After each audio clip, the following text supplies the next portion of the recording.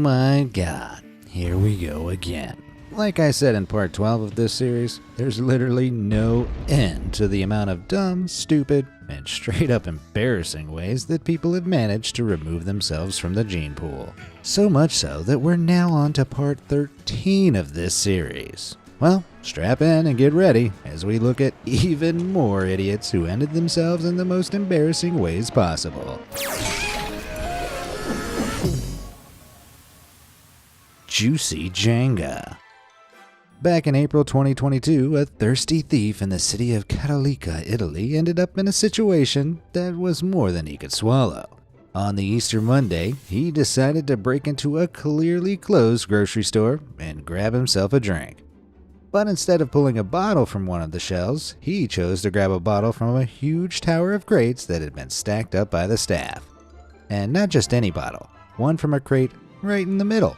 Anyone who's ever played Jenga knows this is a rookie error. And as you probably guessed, the entire stack collapsed, crushing him beneath all that water weight. He wasn't found until the next day when store staff had to go back through the CCTV footage to figure out what caused all this chaos. Well, one thing's for sure, he did a great job of winning this Darwin Award. Clown School. Can you juggle? No matter how many times I've tried, I always end up with more balls on the floor than there are in the air. Now, I've seen juggling masters that can yeet swords, fire sticks, even chainsaws up into the air with confidence. Worst comes to worst, they can only really risk hurting themselves. Me? I'll use little beanbags, balls, maybe even eggs if I'm feeling extra spicy. But you know what smart people, and even experts, won't touch? Grenades. I mean, juggling grenades, that's the dumbest thing I think I've ever heard. No one would be dumb enough to do that, right? Right? Let's rewind to 2001 and head over to Vidovic, Croatia, where a bunch of college students were having a big old party. One of them decided to try and impress his friends by juggling a few items, one of which was, you guessed it, a hand grenade. I'm honestly struggling to follow the logic here, but having pulled the pin, he proceeded to juggle with the live explosive. Now, grenades work via a chemical reaction, giving the thrower a few precious seconds to get out of range before it explodes. This guy, for whatever reason, didn't think this applied to him, and the grenade exploded as he was juggling it. The blast injured 6 equally dumb onlookers, but our Darwin Award winner was removed from the gene pool completely. Well, he might have been acting like a clown, but this guy ended up proving he was the entire circus. You know what you can do for kicks that's less dangerous than pulling the pin on a grenade for clout? Hitting those like and subscribe buttons. I promise, they won't explode. All done? Alright. What moronic move have we got next? Car wash cretin. Chances are you've been through an automated car wash before, right? Okay, what's the first rule of using an automated car wash? No, it isn't record a TikTok. It's don't get out of the car. No, seriously, machinery in some of these places is incredibly powerful and can cause serious injuries or worse. Back in April 2022 in San Diego, a man drove into an automated car wash and then, without starting up the cycle, tried to get out of his vehicle while his car was still in gear. Apparently dragged by the vehicle, he ended up fatally pinned in between the left side of his car and the car wash machinery. But here's the thing, no one can explain why he decided to get out of the car. Was there a bee in there with him? Did he think the automated part of the wash meant he didn't need to be in his vehicle? Whatever it was, his car came out the other side of the washer, much messier than before. Pretty fly for a dead guy.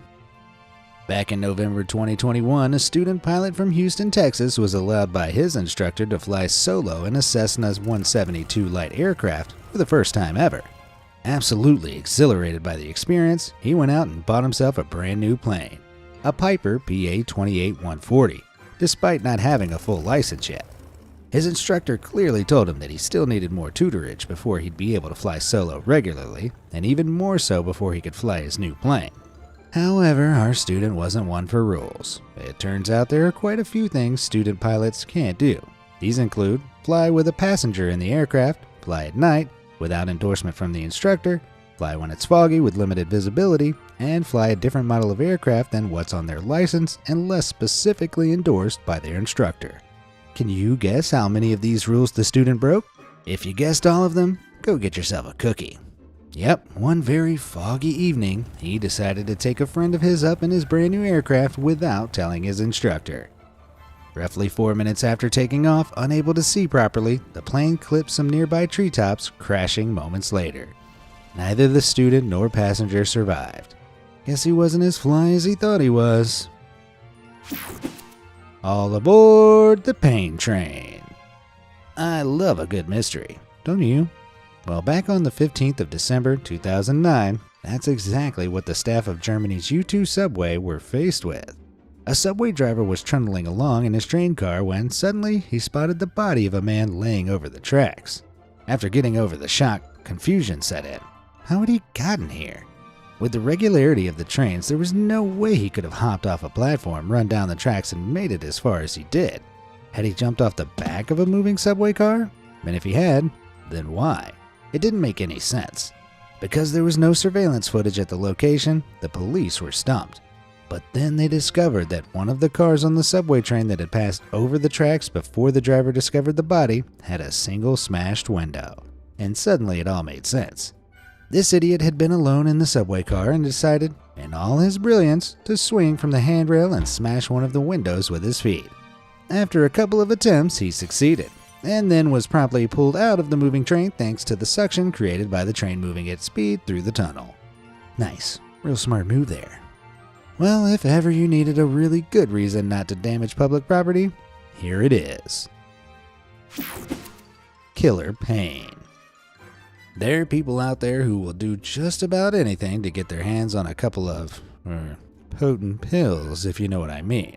And I mean anything. Case in point, back in 2009, a Minnesota man figured that he could get his hands on some narcotic pain medication for free if he staged an accident and went to the hospital. Safe to say this guy wasn't the brightest bulb in the box.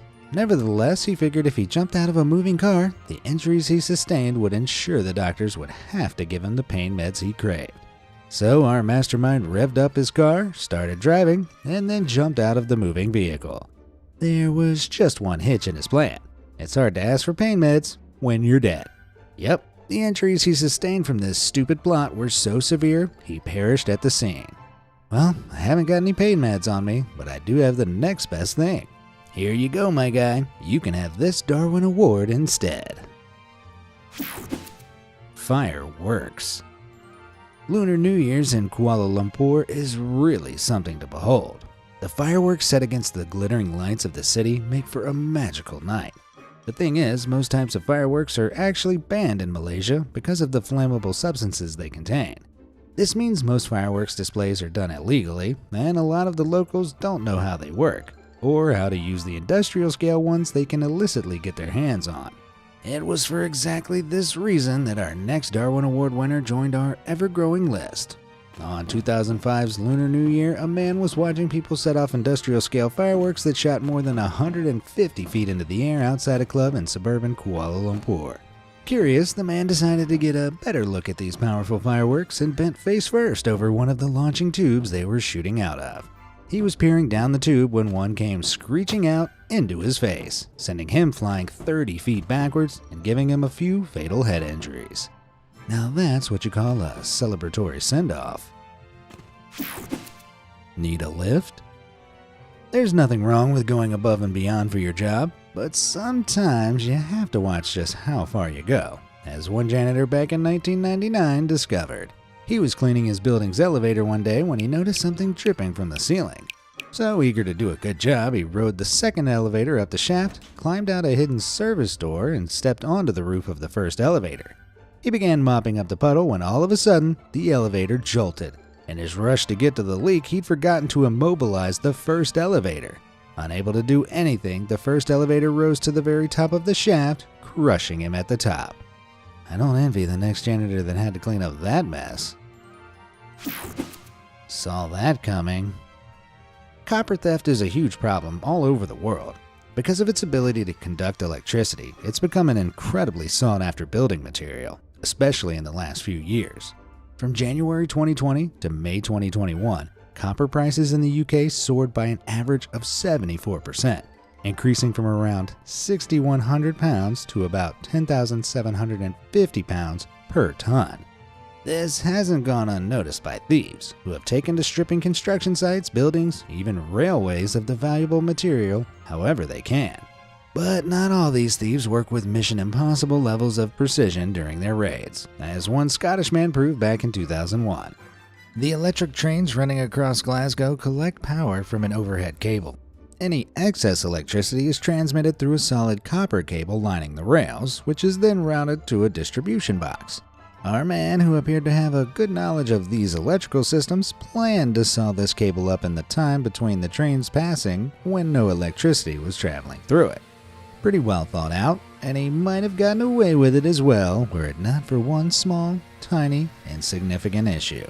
The timetable he'd based his brilliant plan on was out of date. As he was sawing, the train began approaching 10 minutes before he'd expected it to. Thousands of volts of electricity suddenly jolted through his body, charring him to a crisp. Let's hope would-be thieves out there take this as a sign. A pretty shocking one at that. Cop shot. I'd like to think I'm pretty good at breaking down stories and explaining things so that everyone can understand them. This is something that back in 1993, a police officer in Illinois reportedly attempted to do, but it ended the worst way just about anything can. Another officer from their precinct had accidentally discharged their firearm into their stomach, unintentionally ending themselves the week before. In trying to explain how that was possible to his fellow officer, our cop in question decided to reenact the scenario. The Darwin Award winner pulled out his gun, aimed it at his stomach, and pulled the trigger. The only issue was that he forgot there was a bullet in the chamber, and he didn't have the safety on. Apparently he didn't survive. Hopefully no one in the precinct thought to reenact this reenactment. Shoot your shot. Florida. Any American worth their salt knows that the citizens of this state are, without a doubt, some of the weirdest in the entire country.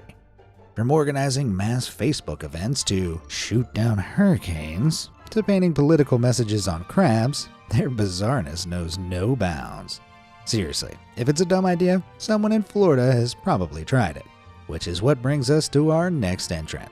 Back in April 2022, 3 bored teenagers decided to cook up some fun by using some body armor and, in true American style, a handgun. It's not clear where they got the gun, but the teenagers took turns wearing the body armor and shooting each other, recording the whole thing and uploading it to Snapchat. I think we can all see where this is going. Yep, one of them donned the armor and laid himself out like a human target, but the other teen's aim was ever so slightly off, hitting him fatally in a part of his chest that wasn't covered by the vest. Panicked, the 2 remaining teenagers called an ambulance and reported the shooting. But then, in an even dumber move, they tried to delete the videos from their Snapchat and lied about what had happened. It didn't take long for an IT specialist to find the video, which made the entire situation look even worse than it already was. Hey kids, top tip here. If you're bored, go play a video game. Don't shoot your friends for Snapchat clout and then dig your own grave by lying about it. Considering these 2 are being tried as adults and could end up spending the rest of their lives behind bars, I'm going to give them 2 honorary Darwin Awards also. Nice one, boys. Doing Florida proud. MacBook mistake. While I dragged those previous trigger-happy morons over the coals for their dumb gun safety behavior, their stupidity is nothing compared to another bullet-related Darwin Award. Back in March 2022, a Russian soldier in an active Ukrainian war zone came across an abandoned MacBook. Now, he wanted the MacBook, but he didn't have anywhere on his person to store it. No problem, he thought. I'll just remove the ballistic breastplate of my body armor and put the MacBook in there. Now, for those who don't know, MacBooks can't stop bullets. You know what can? A specially designed ballistic breastplate. But hey, it wasn't like he was going to get shot in, the active war zone he was in the middle of. Safe to say this stupid soldier didn't make it out of Ukraine alive. When Ukrainian soldiers eventually retrieved his body, they not only found the MacBook, but they also apparently found a stolen iPad as well. From the moronic logic this guy was employing, I wouldn't be surprised if he tried to use the tablet as a helmet. Fire ants. When police arrived at the scene in Rome, New York back in 2001, they struggled to understand what they were seeing. A woman's body was on fire in the grassy area adjacent to her home, and while there was a lighter and melted gas can discovered nearby, there was no immediate sign of foul play. Despite investigating the incident for months, the police turned up nothing and eventually came to the only logical explanation available. This woman had been smoking a cigarette and, according to her neighbors, indulging in her habit of dousing anthills in her yard with gasoline.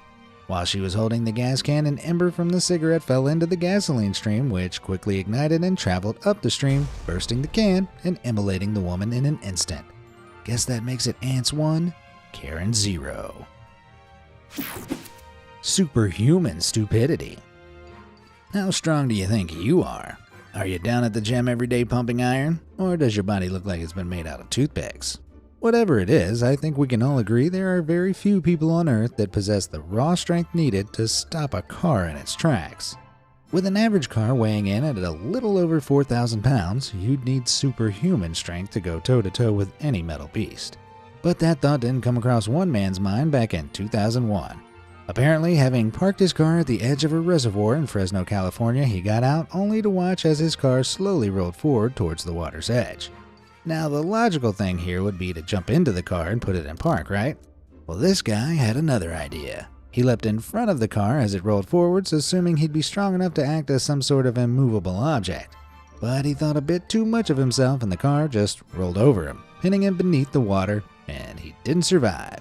But his story does serve as a reminder that man cannot win a fight against a moving car, no matter how strong he thinks he is. Jet-fueled idiocy.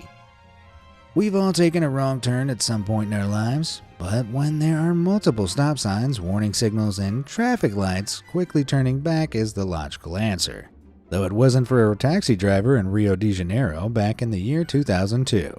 Having dropped off a fare at the Santos Dumont Airport, the taxi driver decided to follow the road around, assuming it'd lead away from the airport at some point.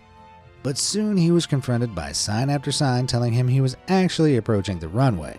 Flashing lights warned him a plane was on the runway and ready to take off, but apparently ignoring this, the taxi drove straight on. Despite the completely unobscured 737 passenger jet on the runway about to take off, he continued his journey behind it when both the plane's engines revved up. At their peak, each 737 jet engine can produce a huge 50,000 pounds of thrust. And as you probably figured out, a single taxi is no match for all that force. The engines blew the taxi away, flipping it more than 80 feet into the nearby sea. It was a brief journey that the driver didn't survive.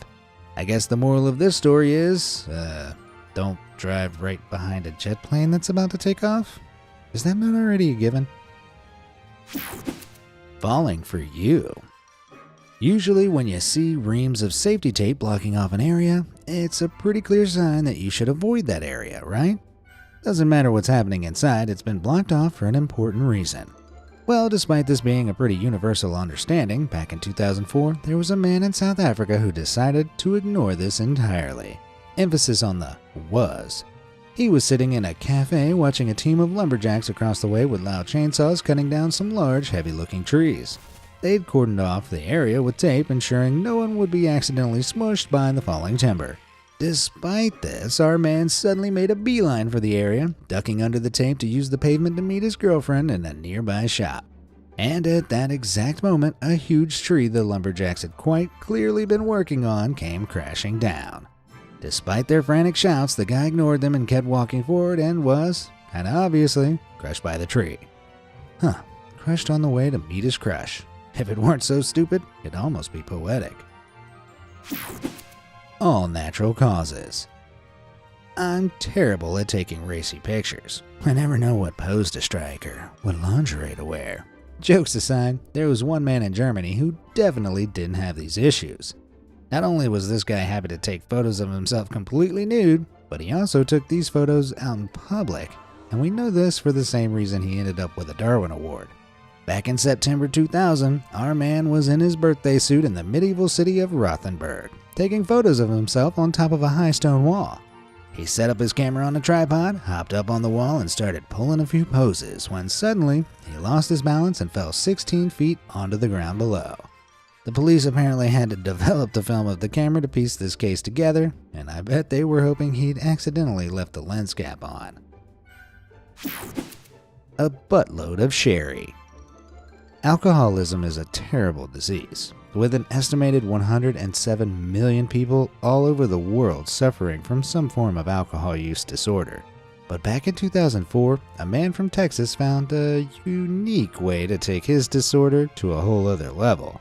He had a throat ailment, which meant that swallowing anything acidic was quite a painful process. So he opted to take his liquor, rectally. Yep, this guy would give himself alcohol enemas. An enema is where you inject liquid into the rectum to stimulate the cleaning of the bowel. However, these liquids can also be taken into the body by way of the bloodstream, which is how our man opted to consume his spirits. One night he was planning to have one hell of a party by buying 2 1.5-liter bottles of sherry and hooking them up for a, butt chug? Now usually when we've had enough to drink, we just stop drinking, or we pass out. Well, our guy had definitely had enough and passed out mid-alcohol enema. However, there was still a lot of sherry all up in his junk, which continued to be absorbed into his bloodstream long after he fell unconscious. By the next morning, he'd basically embalmed himself. Now, it's legal to drive if your blood alcohol content is below 0.08%. That's roughly 1 drink.